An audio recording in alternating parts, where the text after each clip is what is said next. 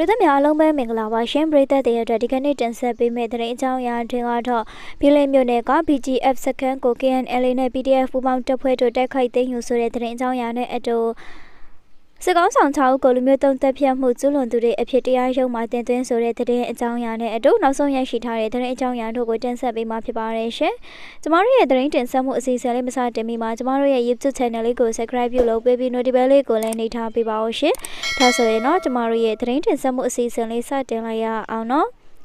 မပြင်းတဲ့တထုံခရိုင်ဘီလေးမြို့နယ်စက်တောင်းစိတ်ကျေးရွာရှိစစ်ကောင်စီလက်အောက်ခံကရင်နယ်ကြားဆောင်တက် BGF စခန်းကိုကရင်အမျိုးသားလူမျိုးရေးတပ်မတော် KNLA တပ်မဟာ1ဤတရင်1နဲ့ PDF ပူးပေါင်းတပ်ဖွဲ့များကတိုက်ခိုက်သိမ်းယူနိုင်ခဲ့ကြောင်း KNU ကသတင်းထုတ်ပြန်လိုက်ပါတယ်။ကရင်အမျိုးသားအစည်းအရုံး KNU တပ်မဟာ1နယ်မြေတွင်တရှိသည့်ထို BGF 1313တပ်စခန်းကိုယမန်နေ့ဒီဇင်ဘာလ18ရက်မနက်6နာရီမှစတင်ထိုးစစ်ဆင်ရာ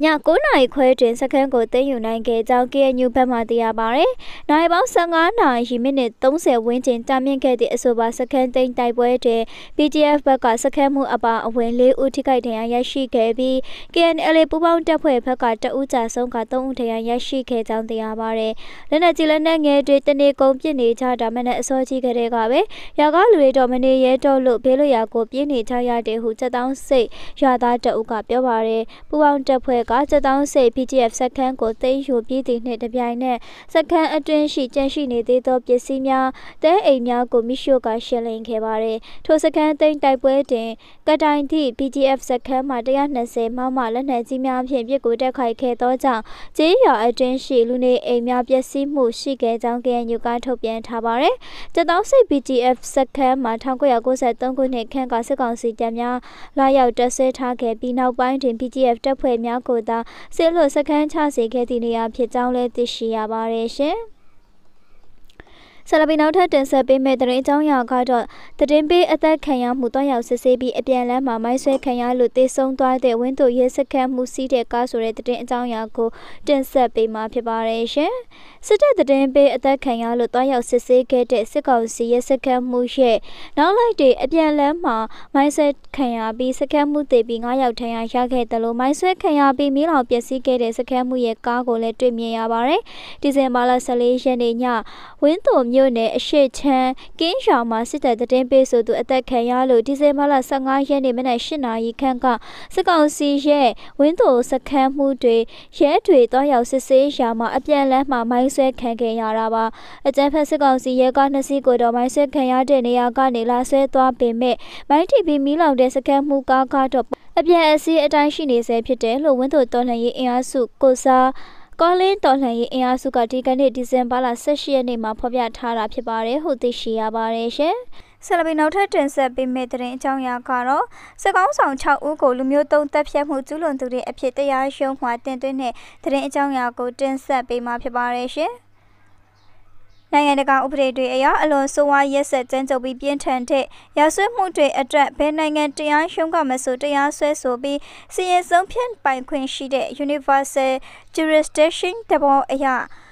ရိုဟင်ဂျာတွေကိုလူမျိုးတုံးတပ်ဖြတ်မှုကျူးလွန်မှုအတွက်တာဝန်ရှိတဲ့မြန်မာတပ်မတော်ခေါင်းဆောင်အတွက်အာဂျင်တီးနားနိုင်ငံဘွေနိုအေးစ်မြို့ဖက်ဒရယ်တရားရုံးမှာဆွဲဆိုထားတာဖြစ်ပါတယ်။မြန်မာရိုဟင်ဂျာများအသင်း UK ကနေဆွဲဆိုခဲ့တဲ့ဒီအမှုအတွက်အသည့်သက်တွေကိုကြားနာစစ်ဆေးမှုတွေကိုပြီးခဲ့တဲ့ဒီဇင်ဘာလ16ရက်နေ့ကစတင်ခဲ့ရမှာမြန်မာရိုဟင်ဂျာများအသင်း UK ကဦးထွန်းခင်က2018ခုနှစ်ဩဂုတ်လကရခိုင်ပြည်နယ်မှာရိုဟင်ဂျာတွေအပေါ်ရှင်းလင်းရေးစစ်ဆင်ရေးဆောင်ရွက်စဉ်ကအဖြစ်အပျက်တွေအကြောင်းကိုတက်ရောက်ထွက်ဆိုခဲ့တဲ့အကြောင်းပြောပါရယ်ဒီဇင်ဘာလ16ရက်နေ့ကကြားနာစစ်ဆေးမှုမှာ2018ခုနှစ်ဩဂုတ်လကရခိုင်ပြည်နယ်မြောက်ပိုင်းချက်ပြင်ရွာမှာဖြစ်ပွားခဲ့တဲ့တပ်ဖြတ်မှုမှာစစ်သားတွေဟာလူရာနဲ့ချီပြီးတပ်ဖြတ်ခဲ့ပြီးရိုဟင်ဂျာအမျိုးသမီးတွေကိုလည်းလိင်အကြမ်းဖက်မှုတွေကျူးလွန်ခဲ့တဲ့အကြောင်းကိုယ်တိုင်ကြုံတွေ့ခဲ့ရတဲ့အမျိုးသမီး6ဦးရဲ့ထွက်ဆိုချက်ကိုလည်းတင်သွင်းခဲ့ပါတယ်ဒီအမှုမှာအာဏာသိမ်းစစ်ကောင်ဆောင်တပ်မတော်ကာကွယ်ရေးဦးစီးချုပ်ဗိုလ်ချုပ်မှုကြီးမင်းအောင်လှိုင်ဒုတိယကာကွယ်ရေးဦးစီးချုပ်ဗိုလ်ချုပ်ကြီးစို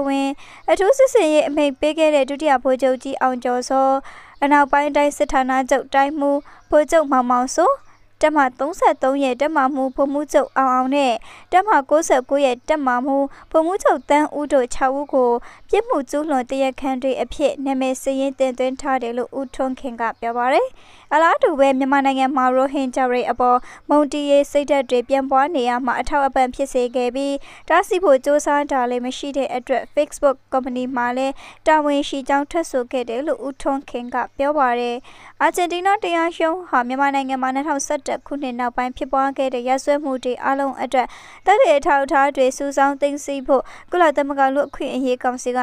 ဖွဲ့စည်းထားတဲ့လွတ်လပ်တဲ့စုံစမ်းစစ်ဆေးရေးရန်တရား IIMM နဲ့လည်းဆက်သွယ်ဆောင်ရွက်နေပြီး IIMM ကနေမှတ်တမ်းတင်ထားတဲ့တပ်တွေအထောက်အထားတွေကိုလည်းရုံးတင်စစ်ဆေးရမှာအသုံးပြုသွားမယ်လို့ဦးထွန်းခင်ကပြောပါတယ်လက်ရှိအချိန်မှာမြန်မာစစ်ကောင်ဆောင်ဗိုလ်ချုပ်မှုကြီးမင်းအောင်လှိုင်နဲ့မြန်မာတပ်မတော်ကရိုဟင်ဂျာတွေအပေါ်ကျူးလွန်ခဲ့တဲ့ရာဇဝတ်မှုတွေအတွက်ငြင်းမရအောင်ခိုင်လုံတဲ့တပ်တွေအထောက်အထားတွေအများအများရှိနေတဲ့အတွက်သူတို့ကိုအပြစ်ရှိကြောင်းဆုံးဖြတ်ပြီးစီရင်ချက်ချနိုင်မယ်လို့ယုံကြည်တဲ့အကြောင်းဦးထွန်းခင်ကပြောပါတယ်။တရားရုံးကစီရင်ချက်ချပြီးတဲ့အခါစစ်ကောင်ဆောင်နဲ့တာဝန်ရှိသူတွေမြန်မာနိုင်ငံနယ်နိမိတ်အပြင်ကိုထွက်ခွာရှုံတဲ့သက်ဆိုင်ရာနိုင်ငံရဲ့ပူးပေါင်းဆောင်ရွက်မှုနဲ့နိုင်ငံတကာရဲတပ်ဖွဲ့ Interpol ကနေဖမ်းဆီးခွင့်ရရှိမှာဖြစ်တယ်လို့ဦးထွန်းခင်ကပြောပါတယ်မြန်မာနိုင်ငံကရိုဟင်ဂျာတွေအတွက်အာဂျင်တီးနားတရားရုံးကနေတရားစွဲဆိုပြီးတရားစီရင်ခွင့်ရရှိစေတဲ့ Universal Jurisdiction သဘောတရားကိုလက်တွေ့ကျင့်သုံးခဲ့တဲ့တာတကားတွေအများရှိတဲ့အထက်မှာဒုတိယကမ္ဘာစစ်အတွင်းကကျူးလူမျိုးတွေကိုလူမျိုးတုံးတပ်ဖြတ်ခဲ့တဲ့ဖြစ်ရပ်တွေအတွက်တာဝန်ရှိတဲ့နာဇီကောင်ဆောင် Adolf Eichmann ကိုအစ္စရေးထောက်လှမ်းရေးတပ်ဖွဲ့တွေကတူရောက်နေတဲ့အာဂျင်တီးနားနိုင်ငံကနေအာဂျင်တီးနားအစိုးရမတရားတိတ်တဆိတ်ဖမ်းဆီးခေါ်ဆောင်သွားပြီးတရားစီရင်နိုင်ခဲ့တဲ့ဖြစ်ရပ်ဟာအထင်ရှားဆုံးဖြစ်ပါတယ်ဟုသိရှိရပါတယ်ရှင်။ဆက်လက်ပြီးနောက်ထပ်တင်ဆက်ပေးမယ့်သတင်းအကြောင်းအရာကတော့ထိုင်းအကျဉ်းထောင်မှာ COVID-19 လူအစုလိုက်ကူးစက်တာကိုမကျေနပ်၍အကျဉ်းသားတွေကထောင်ကိုမိရှုဆိုတဲ့သတင်းအကြောင်းအရာကိုတင်ဆက်ပေးမှာဖြစ်ပါတယ်ရှင်။ထိုင်းနိုင်ငံတောင်ပိုင်းကရာဘီအကျဉ်းထောင်မှာထောင်အတွင်း COVID-19 လူအစုလိုက်အပြုံလိုက်ကူးစက်မှုဖြစ်ပွားတာကိုမကျေမနပ်ဖြစ်ရာကအကျဉ်းသား400ကျော်ထက်မနည်းဟာစုပူအုံကြကြပြီးထောင်အဆောက်အအုံကိုမိရှို့ကြပါတယ်။ထောင်သား2100လောက်အကျဉ်းဖြင့်အပြင်ရှိတဲ့လူပြည့်သိပ်တဲ့ဒီအကျဉ်းထောင်မှာ COVID-19 ကူးစက်ဖြစ်ပွားသူတွေအတွက်ပိုပြီးကောင်းမွန်တဲ့ကျန်းမာရေးစောင့်ရှောက်မှုပေးရေးတောင်းဆိုရင်းအခုလိုထောင်အဆောင်ကိုမိတင်ရှို့ကြတာဖြစ်ပါတယ်။ COVID-19 ကူးစက်ဖြစ်ပွားသူတွေကိုကုသစောင့်ရှောက်ဖို့အတွက်အဆောင်ကနေခွဲပြီးထားရှိဖို့အရေးအုပ်စုတစုကတောင်းဆိုရာကနေကြာသပတေးနေ့ညပိုင်းမှာထောင်စုပူမှုဖြစ်ပွားတာလို့တရားရေးဝန်ကြီးကပြောပါတယ်စုပူအောင်ကြားတဲ့ထောင်သား400လောက်ဟာအိတ်ဆောင်ကပစ္စည်းတွေကိုစတင်ဖျက်ဆီးပြီးမိရှို့ကြတာဖြစ်ကြောင်းရဲမှုချုပ်ကပြောကြောင်းဘန်ကောက်ပို့စ်သတင်းကဖော်ပြထားပါတယ်ဖျက်ဆီးတောင်းကျမ်းမှုတွေအရှိန်မြင့်တက်လာကြောင်းနဲ့ရဲနဲ့အခြားလုံခြုံရေးအရာရှိတပ်အင်အား300လောက်ကိုအဲ့ဒီအကျဉ်းထောင်တွေစီဆေးလွှတ်ခဲ့ရတာဖြစ်ပါတယ်။ထောင်ထဲရန်ကိုကြော်တက်ဖို့စ조사တဲ့ထောင်သား3ဦးကရဘာကြီးထိမှန်ထရန်ရပြီးလူသေဆုံးမှုမရှိကြောင်းသိရပါတယ်။ညပိုင်းမှာစစ်ဆက်ညှိနှိုင်းချပြီးတဲ့နောက်မှာတော့ COVID-19 လက္ခဏာပြင်းပြင်းထန်ထန်ခံစားနေရတဲ့ထောင်သား14ဦးကိုကုသမှုပေးဖို့ချက်ချင်းဆေးရုံစီပို့ပေးဖို့ပြည်내အုပ်ချုပ်ရေးမှုကသဘောတူညီခဲ့ပါတယ်။တောက်ကြနေ့မှာအခြေအနေတွေပြန်လည်ငြိမ်သက်သွားပြီးတဲ့နောက်မှာတော့ပြည်내ကျန်းမာရေးတာဝန်ရှိသူတွေကအကျဉ်းသားတွေကို COVID-19 စင်သက်စစ်ဆေးတာတွေလှုပ်ဆောင်ပေးခဲ့ပြီးအကျဉ်းသား200နီးပါးမှာ COVID-19 ကူးစက်တာကိုတွေ့တယ်လို့သတင်းထောက်တွေကိုပြောပါတယ်အကျဉ်းထောင်မှာလူပြည့်သိပ်တာကိုလည်းရောပါအောင်စ조사တဲ့အနေနဲ့အမျိုးသမီးအကျဉ်းသူတွေကိုအခြားထောင်တွေစီရွှေ့ပြောင်းပေးလျက်ရှိနေပါတယ်။ထိုင်းနိုင်ငံအတွင်းကိုရိုနာဗိုင်းရပ်စ်ကူးစက်ဖြစ်ပွားမှုဟာအကျဉ်းသား3000ကျော်ထက်မနည်းရှိနေရာအကျဉ်းထောင်တွေမှာဆိုးဆိုးဝါးဝါးကူးစက်ဖြစ်ပွားနေပါတယ်။ဒီဇင်ဘာလ16ရက်နေ့အထိမှာအကျဉ်းသားစုစုပေါင်း86,432ဦးကူးစက်ဖြစ်ပွားပြီး185ဦးသေဆုံးကြောင်းအကျဉ်းဦးစီးဌာနကထုတ်ပြန်ထားပါတယ်ဟုသိရှိရပါတယ်ရှင်။ကျမတို့ရဲ့သတင်းတင်ဆက်မှုအစီအစဉ်ဒီတွင်ပြီးဆုံးပါပြီရှင်။နောက်တော့ဆိုရဲ့ပြည်သက်များအားလုံးကိုလည်းကျေးဇူးအထူးပဲတင်ရှိပါရရှင်။ပြည်သက်များအားလုံးလည်းရှင်းလင်းချက်ပြထားပါစေရှင်။